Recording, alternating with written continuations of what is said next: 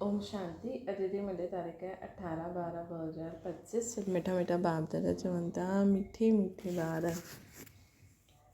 बेहद जो बाबा आहिनि तव्हां ॿारनि खे ज्ञान जो श्रृंगार करणु ऊच पद पाइणो आहे त सदा श्रृंगारा हुआ रहो।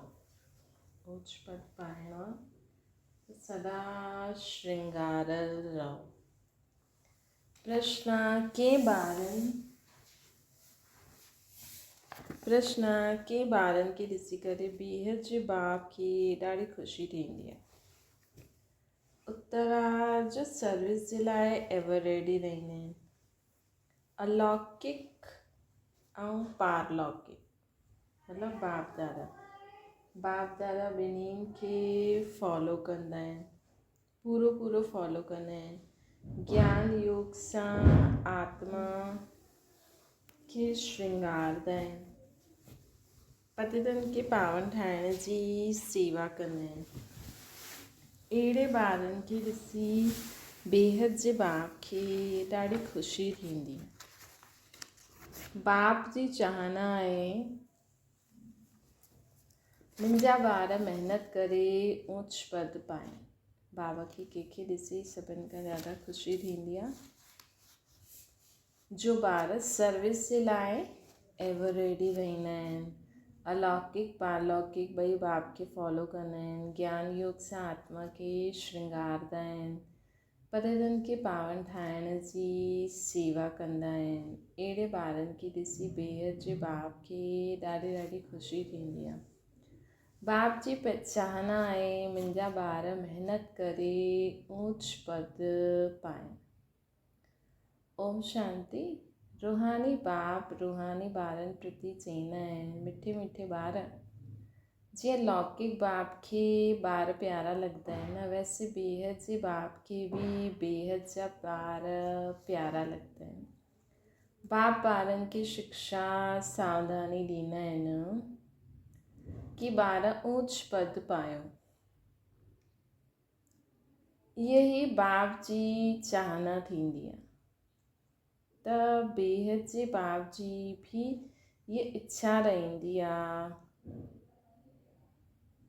बाप ॿारनि खे शिक्षा सावधानी ॾींदा आहिनि कि ॿार ऊच पद पाइनि। इहा बाप जी चाहना थींदी आहे न, त बेहद जे बाप जी भी इच्छा रहंदी आहे। मतिलबु जीअं लौकिक में बि माउ बाप चाहींदा आहिनि उन्हनि जा ॿार पढ़ी लिखी ऊच ठहनि, ईअं बेहद जे बाप जी भी इच्छा आहे। ॿारनि खे ज्ञान ऐं योग जे गहननि सां श्रृंगारदा आहिनि। तव्हांखे ॿई बाप सुठी रीति श्रृंगारदा आहिनि कि ॿार ऊच पद पाइनि। अलौकिक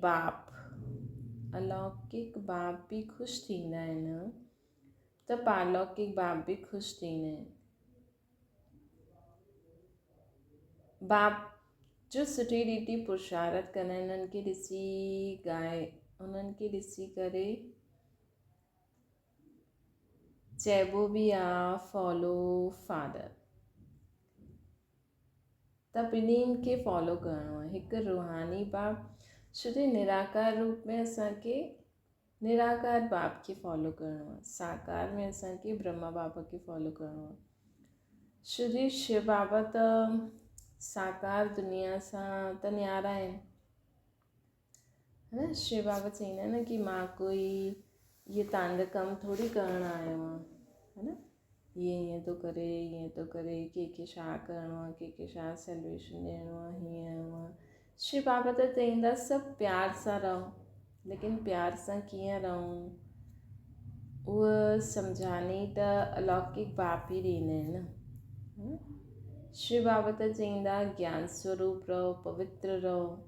शिव बाबा युक्ति ॿुधाईंदा, लेकिन प्रैक्टिकल ॿियो छा ॻाल्हियूं अचनि थियूं, हुननि में छा करे सघंदा आहियूं, कीअं करे सघंदा आहियूं, उहो त अलौकिक बाप ई ॿुधाईंदा न। छो जी हिते त राजधानी स्थापना थी थिए, त शिव बाबा त राजधानी में न ईंदा। शिव बाबा खे त इहे सभु या ॿिया संबंध पति शिव बाबा त बसि इहे ॼाणंदा आहिनि न, बाप दादा ऐं असां ॿार बसि। है न, आत्मात्मा भाभा ऐं भावेण, बसि हुन खां ज़्यादा थोरी ॼाणंदा आहियूं। त गृहस्थी कीअं हलाइबी, पवित्र गृहस्थी, छा कबो, कीअं लेन देन कबो, छा न कबो, इहे सभु त साकार जो ई कमु आहे न।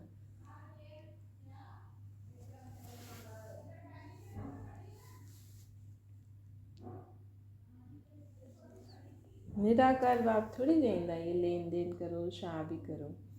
जीअं माण्हू भाव त चईंदा पुराणो शरीर आहे, शरीर छॾो ऐं वञी करे जलाए अचो, है न।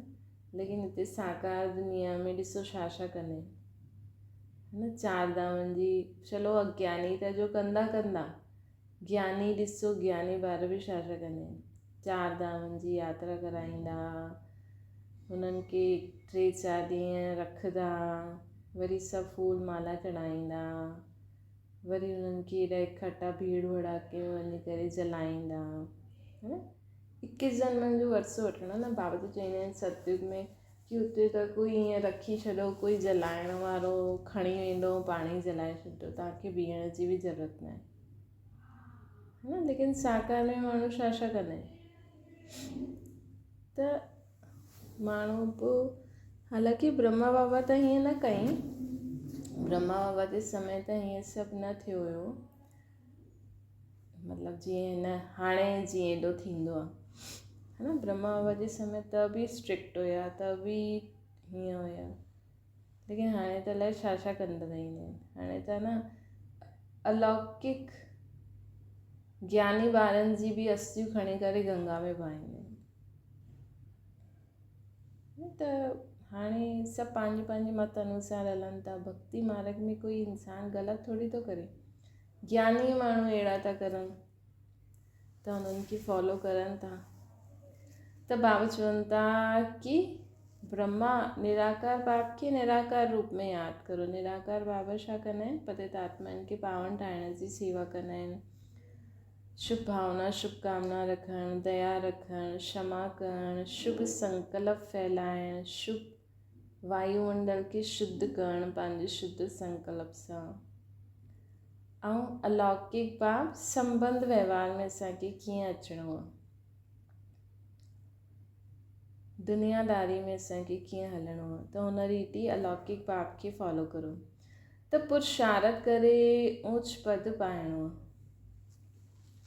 तव्हां जॾहिं भट्टी में हुयो त सभिनि जो ताज सहित फ़ोटो कढियो हुयो न। बाबा त सम्झाईंदा आहिनि लाइट जो ताज कोई हूंदो न आहे, इहा हिकु निशानी आहे पवित्रता जी, जो सभिनि खे ॾींदा आहिनि। हीअं न कोई सफ़ेद लाइट जो ताज हूंदो आहे, इहा पवित्रता जी निशानी सफ़ाई सम्झाए बि आहे। पहिरियों पहिरियों तव्हां रहंदा आहियो सतयुग में, तव्हां ई हुयो न। बाबा बि चईंदा आहिनि आत्मा ऐं परमात्मा अलॻि रही बहुकार।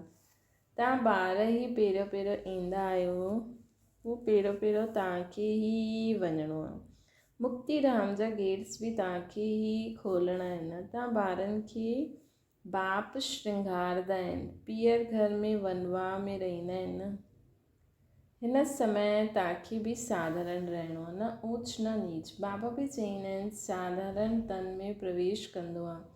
कोई बि देहदारी खे भॻवानु चई न सघंदा आहियूं। मनुष्य मनुष्य जी सदगति करे न सघंदा आहिनि, सदगति त गुरू ई कंदा आहिनि। मनुष्य मनुष्य जी सदगति न करे सघंदा आहिनि, सदगति त हिकु निराकार परम पिता परमात्मा ई कंदा आहिनि। मनुष्य 60 वर्ष खां पोइ वानप्रस्थ वठंदा आहिनि, पोइ गुरू कंदा आहिनि।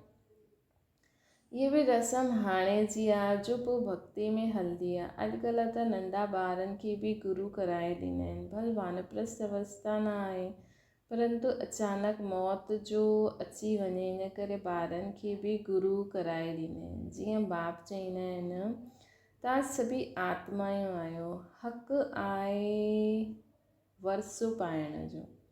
असां सभिनि आत्माउनि खे हक़ आहे बाप सां वरसो पाइण जो। उहे चई ॾींदा आहिनि गुरू बिगड़ ठहण न पाए, असां ब्रह्म में लीन न थींदो।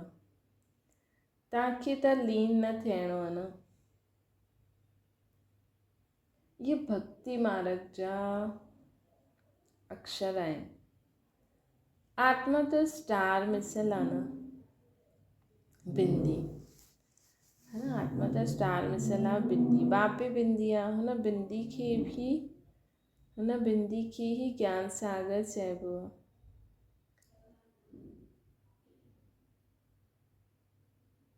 तव्हां बि नंढी आत्मा आहियो, हुन में सॼो ज्ञान भरियल आहे। तव्हां फुल ज्ञान वठंदा आहियो, पास विद ऑनर्स थींदा आहियो न। ईअं न कि शिवलिंग कोई वॾो आहे, जेतिरी वॾी आत्मा ओतिरो ही परमात्मा आहे। आत्मा परमधाम खां ईंदी आहे पाठ वॼाइणु। बाप चईंदा आहिनि मां बि उतां खां ईंदो आहियां, परंतु मूंखे पंहिंजो शरीर न आहे, मां रूप बि आहियां बसंत बि आहियां। परमात्मा रूप आहे न, उन्हनि में सॼो ज्ञान भरियल आहे। ज्ञान जी वर्षा बरसाईंदा आहिनि त सभी मनुष्य पाप आत्मा खां पुण्य आत्मा ठही वेंदा आहिनि। बाबा ज्ञान जी वर्षा बरसाईंदा आहिनि त सभी आत्मा पाप खां पुण्य आत्मा ठही वेंदा आहिनि। पाप गति सदगति ॿई ॾींदा आहिनि।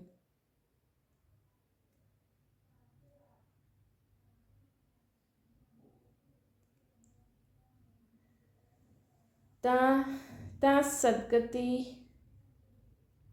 में वेंदा आहियो,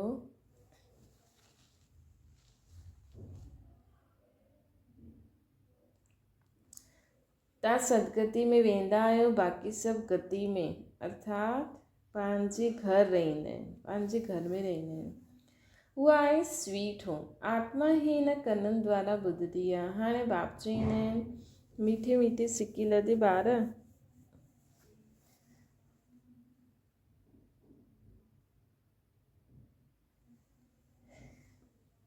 हाणे बाप चईंदा आहिनि मीठे मीठे सिकी लधे ॿार, हाणे वापसि हलणो आहे। हुन जे लाइ पवित्र ज़रूरु ठहिणो आहे। पवित्र ठहिण बग़ैर कोई बि वापसि न वञी सघे। मां सभिनि खे वठी वञण लाइ आयो आहे। आत्माउनि खे शिव जी बारात चईंदा आहियूं। हाणे शिव बाबा शिवालय स्थापना करनि था, पोइ रावण अची करे वैश्यालय स्थापना कंदा। वामा रखी वैश्यालय चइबो आहे न। बाबा वटि ॾाढा ॿार आहिनि जो शादी करे बि पवित्र रहंदा आहिनि। सन्यासी त चईंदा आहिनि ईअं त थी न सघे जो ॿई इकट्ठा रही न सघनि। हिते सम्झाइबो आहे इन में आमदनी ॾाढी आहे। पवित्र रहण सां 21 जन्मनि जी राजधानी मिलंदी आहे। त हिकु जन्म पवित्र रहण कोई वॾी ॻाल्हि थोरी आहे।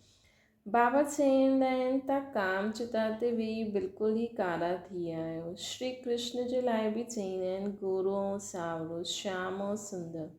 ये सम्झाने हिन समय जी ही आहे। काम चिता ते वेहण सां सावरा थी विया आहियो। पोइ उन्हनि खे गांव जो छोरो बि चइबो आहे न, बराबरि हुयो। श्री कृष्ण त थी न सघे न। इन्हनि जे ही ॾाढे जन्मनि जे अंत में बाप प्रवेश करे इन्हनि खे गोरो ठाहींदा आहिनि। हाणे तव्हांखे हिकु बाप खे ई यादि करिणो आहे। बाबा तव्हां केतिरा मिठा आहियो, केतिरा मिठो वरसो तव्हां ॾींदा आहियो। असांखे मनुष्य खां देवता मंदिर लाइक़ु ठाहे छॾींदा आहियो। ईअं पाण सां ॻाल्हियूं करणियूं आहिनि, मुख सां कुझु बि ॻाल्हाइणो न आहे। भक्ति मार्ग में तव्हां माशूक खे केतिरो यादि कंदा आया आहियो। हाणे तव्हां अची करे मिलिया आहियो। बाबा तव्हां त सभिनि खां मिठा आहियो। असांखे असां छो न यादि कंदा आहियूं। असांखे प्रेम जो, शांती जो, बाबा खे प्रेम जो शांती जो सागर बि चइबो आहे न। तव्हां ही वरसो ॾींदा आहियो, बाक़ी प्रेरणा सां त कुझु मिली न सघे न। बाप त सम्मुख अची करे ॿारनि खे पढ़ाईंदा आहिनि। इहे पाठशाला आहे न। बाबा चईंदा आहिनि मां तव्हांखे राजाउनि जो राजा ठाहींदो आहियां। इहे राजयोग आहे न। हाणे तव्हां मूल वतन, सूक्ष्म वतन, स्थूल वतन खे ॼाणियो आहे न। हाणे असां चुनियल लोकनि खे ॼाणंदा आहियूं। एतिरी नंढी आत्मा कीअं पाठ वॼाईंदी आहे। आहे बि ठहियल इहो ड्रामो, इनखे चइबो आहे अनादि अविनाशी वर्ल्ड ड्रामा फिरंदो ई रहंदो आहे। हिन में संशय जी कोई ॻाल्हि कोन्हे। बाबा सृष्टि जी आदि मध्य अंत जो राज़ सम्झाईंदा आहिनि। तव्हां सुदर्शन चक्रधारी आहियो न, तव्हांजी बुद्धि में सॼो चक्र फिरंदो रहंदो आहे, त उन सां तव्हांजा पाप कटिजी वेंदा आहिनि। बाक़ी श्री कृष्ण कोई सुदर्शन चक्र हिलाए करे हिंसा न कई। हुते त न लड़ाई जी हिंसा थींदी आहे, न काम कटारी हलाईंदा आहिनि। हुते डबल अहिंसक हूंदा आहिनि। हिन समय तव्हांजे 5 विकारनि सां युद्ध हलंदी आहे न, बाक़ी कोई युद्ध जी ॻाल्हि ई न आहे। हाणे बाबा आहे ऊच ते ऊच, पोइ ऊच ते ऊच, इहे वरसो आहे उन्हनि जो श्री लक्ष्मी श्री नारायण ठहिनि, है न। बाबा ऊच ते ऊच आहिनि, त असांखे बि एॾो ऊच ठाहींदा आहिनि। श्री लक्ष्मी श्री नारायण जहिड़ो ठाहींदा आहिनि। इन्हनि जहिड़ो असांखे ऊच ठाहींदा आहिनि। जेतिरो तव्हां पुरुषार्थ कंदव ओतिरो ऊच पद पाईंदव। जेतिरो असां पुरुषार्थ कंदासीं ओतिरो ऊच पद पाईंदासीं। कल्प कल्प उहो ई तव्हांजी पढ़ाई रहंदी आहे। हाणे सुठो पुरुषार्थ कयो त कल्प कल्प कंदा ई रहंदव। हाणे अगरि तव्हां सुठो पुरुषार्थ कयो त कल्प कल्प कंदा ई रहंदासीं। जिस्मानी पढ़ाई सां एतिरो पद न मिली सघंदो आहे जेतिरो रूहानी पढ़ाई सां मिलंदो आहे। ऊच ते ऊच लक्ष्मी नारायण ठाहींदा आहिनि। इहे बि त मनुष्य आहिनि न, है न। ॾिसो लक्ष्मी नारायण बि त मनुष्य ई आहिनि न। 2 अखियूं, 2 हथ, 2 कन।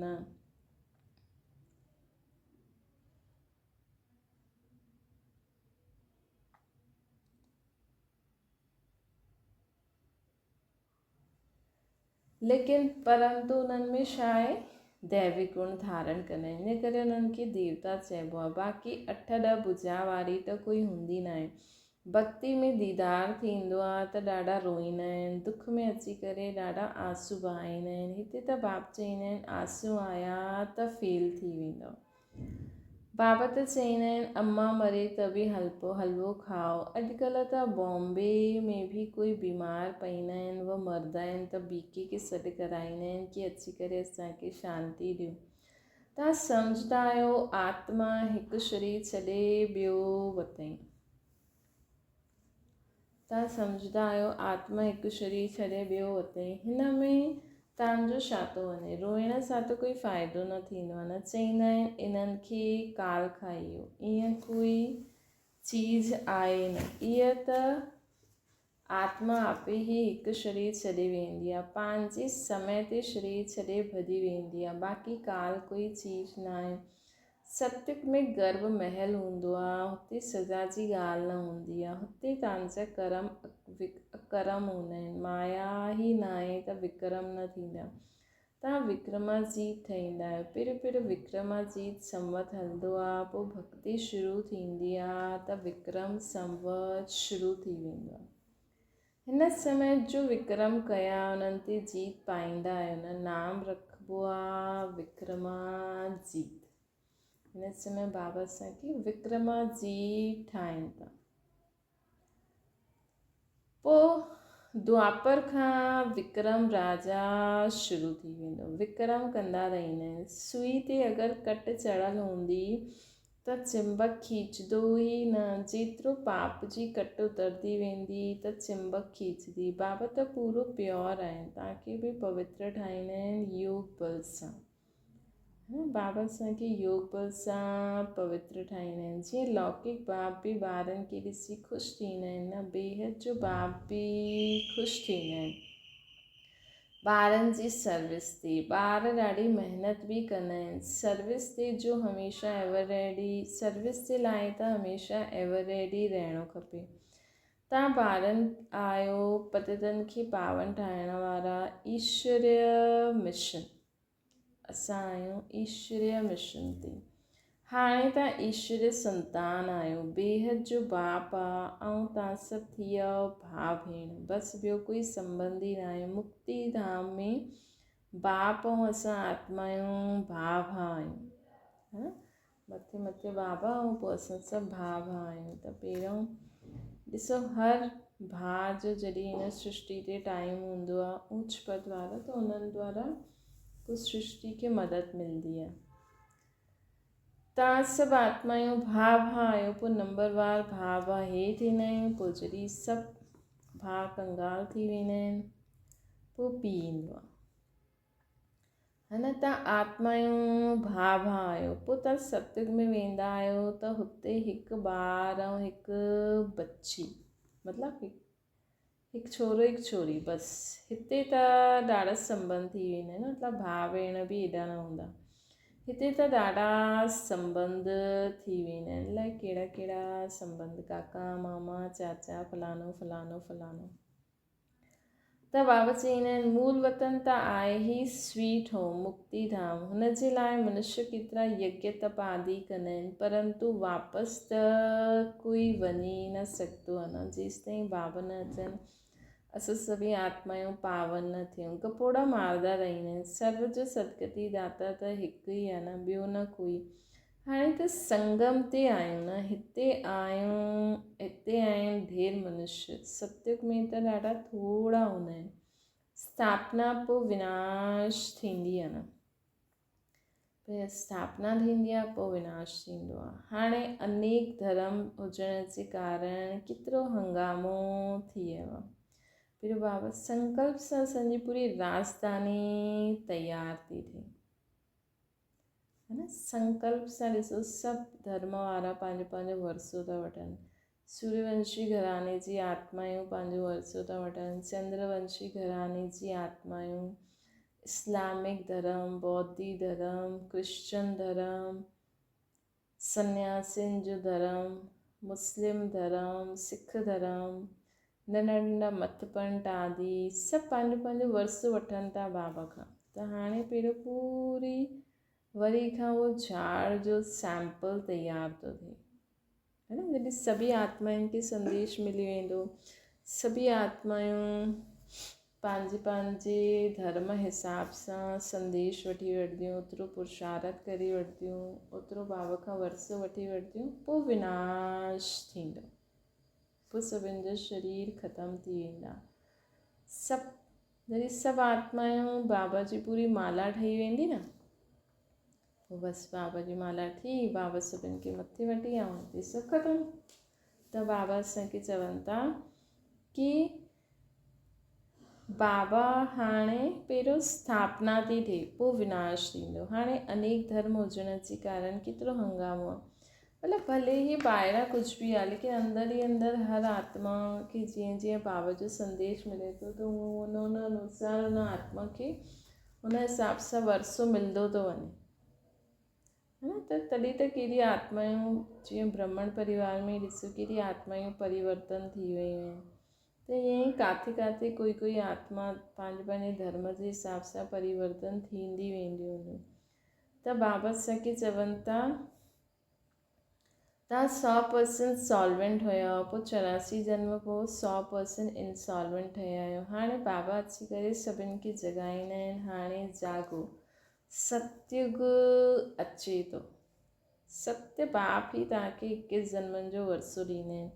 भारत ई सचखंड ठहींदो आहे न, बाप सचखंड ठाहींदा आहिनि, कूड़खंड पोइ केरु ठाहींदो आहे। 5 विकार रूपी रावण जो केतिरो वॾो बुत ठाहींदा आहिनि, पोइ उनखे जलाईंदा आहिनि, छो जी इहे नंबर 1 दुश्मन आहे न। मनुष्यनि खे पतो न आहे कि कॾहिं खां रावण राज्य थियो। बाबा सम्झाईंदा आहिनि, अधु कल्प राम राज्य हूंदो आहे, अधु कल्प रावण राज्य। बाक़ी रावण कोई मनुष्य आहे न जंहिंखे मारणो आहे, हिन समय सॼी दुनिया ते रावण जो राज्य आहे। बाबा अची करे राम राज्य स्थापना कंदा आहिनि।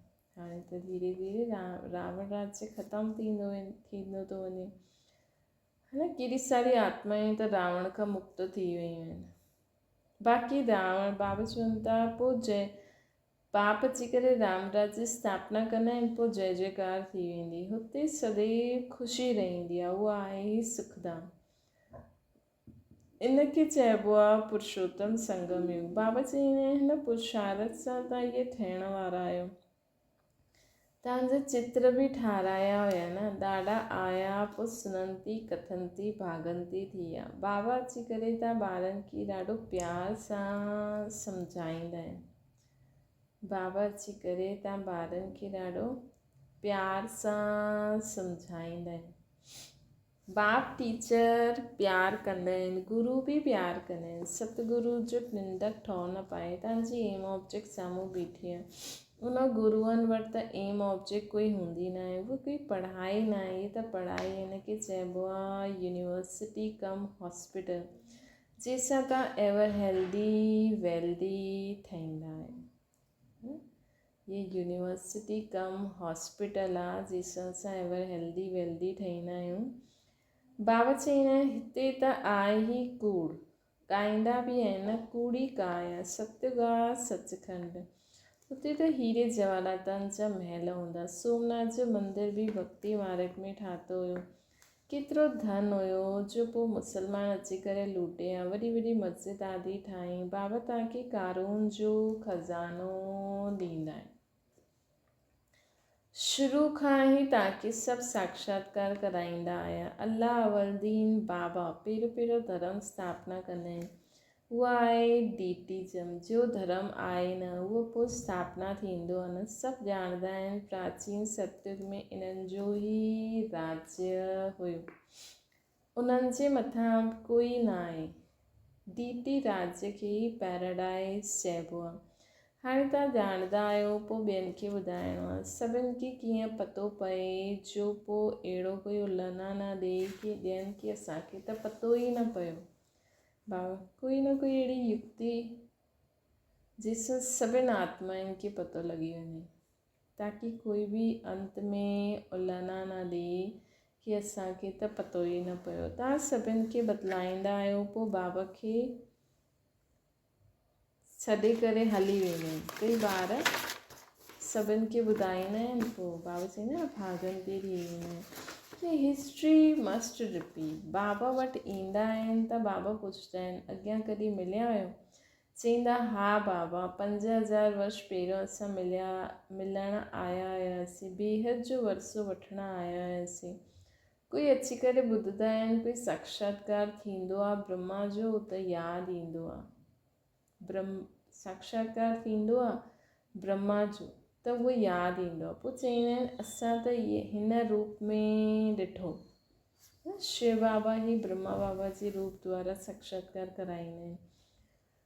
बाबा बि ॿारनि खे ॾिसी ख़ुशि थींदा आहिनि। तव्हांजी अविनाशी ज्ञान रत्न सां झोली भरंदा आहिनि बाबा। इहे पढ़ाई आहे, 7 ॾींहंनि जो कोर्स वठो, पोइ भले किथे बि वेही मुरली जे आधार ते हली सघंदा आहियो। मुरली में त सभु डायरेक्शन मिली वेंदा न। कोई सुठी रीति वेही मुरली पढ़े त सभु सम्झ में अची वेंदो। 7 ॾींहंनि में एतिरो सम्झाईंदा जो पोइ मुरली खे सम्झी सघंदा। बाबा त ॿारनि खे सभु राति सुठी रीति सम्झाईंदा आहिनि। अच्छा मीठी मीठी सिकी लॻे ॿारनि प्रति माता पिता बाप दादा जो यादि प्यार ऐं गुड मॉर्निंग। रूहानी बाप जी सभिनि रूहानी ॿारनि खे नमस्ते। असांजी बि रूहानी माता पिता बाप दादा खे यादि प्यार गुड मॉर्निंग ऐं नमस्ते। धारणा जे लाइ मुख्य सार सुदर्शन चक्र फिराईंदे पापनि खे भस्म करिणो आहे। रूहानी पढ़ाई सां पंहिंजो श्रेष्ठ पद ठाहिणो। सुदर्शन चक्र फिराए पापनि खे कटो, पढ़ाई सां पंहिंजो श्रेष्ठ पद ठाहियो। कहिड़ी बि परिस्थिति में आंसू न बहाइणो आहे असांखे। ॿियो आहे इहे वानप्रस्थ अवस्था में रहण जो समय आहे। हिन करे वनवाह में ॾाढो ई साधारण रहणो आहे, न ॾाढो ऊच न ज़्यादा नीच। वापसि वञण लाइ आत्मा खे संपूर्ण पावन ठाहिणो। वापसि वञण लाइ आत्मा खे संपूर्ण पावन ठाहिणो आहे। वरदान सदा मोल्ड थियण जी विशेषता सां संपर्क ऐं सेवा में सफल थियण वारा सफलता मुहूर्त ठहो। जंहिं ॿारनि में स्वयं खे मोल्ड करण जी विशेषता आहे उहे सहज ई गोल्डन एज जी स्टेज ताईं पहुची वेंदा आहिनि। जेके स्वयं खे मोल्ड करण जी विशेषता आहे, मतिलबु हिते मेन ई आहे परिवर्तन। पंहिंजे हर संकल्प, बोल, कर्म, स्वभाव, संस्कार, आसुरी मत की परिवर्तन करणो है न। त ये ज्ञान आहे ई परिवर्तन, ऐं जंहिंखे इहे परिवर्तन करणु अची वियो अर्थात मोल्ड करणु अची वियो स्वयं खे, त उहो गोल्डन एज जी स्टेज ताईं पहुची वेंदा। जहिड़ो समय, जहिड़ो सर्कमस्टांसिस हुजे, हुन प्रमाण पंहिंजी धारणाउनि खे प्रत्यक्ष करण लाइ मोल्ड थियणो ई पवंदो आहे। जहिड़ो समय, जहिड़ो सर्कमस्टांसिस, हुन प्रमाण, लेकिन बाबा जी श्रीमत यादि हुजणी खपे। पंहिंजी धारणाउनि खे प्रत्यक्ष करण लाइ मोल्ड थियणो ई पवंदो आहे। मोल्ड थियण वारा ई रियल गोल्ड आहिनि। जीअं साकार बाप जी विशेषता ॾिठी, जहिड़ो समय, जहिड़ो व्यक्ति, ओड़ो रूप। साकार बाबा जहिड़ो समय, जहिड़ो व्यक्ति, ओड़ो रूप ठाहींदा हुया, ओड़ो रूप धारण कंदा हुया। मतिलबु जीअं डॉक्टर आहे त डॉक्टर जे हिसाब सां उन्हनि सां मिलंदा हुया, है न। जीअं इंजीनियर आहे त इंजीनियरनि जे हिसाब सां मिलंदा हुया। जीअं कोई कमु करण वारा हूंदा त हुननि जे हिसाब सां मिलंदा। ईअं फॉलो फादर करो त सेवा ऐं संपर्क सभिनि में सहज ई सफलता मुहूर्त थी वेंदो है न। अॼु बाबा चए न, निराकार बाप ऐं अलौकिक ऐं पारलौकिक बाप खे पूरो फॉलो करणो। निराकार रूप में शिव बाबा खे, साकार रूप में ब्रह्मा बाबा खे, त पूरो फॉलो करणो आहे। तॾहिं असांखे सहज सफलता मुहूर्त, सेवा ऐं संपर्क में सहज सफलता मुहूर्त थी वेंदासीं। स्लोगन आहे, जाते सर्व शक्तियूं आहिनि उते निर्विघ्न सफलता साथ आहे। जाते सर्व शक्तियूं आहिनि उते निर्विघ्न सफलता साथ आहे। अव्यक्त इशारो आहे, सफलता मुहूर्त प्राप्त निर्विघ्न सफलता मुहूर्त थियण लाइ संकल्प करो, मां मास्टर सर्वशक्तिवान आहियां।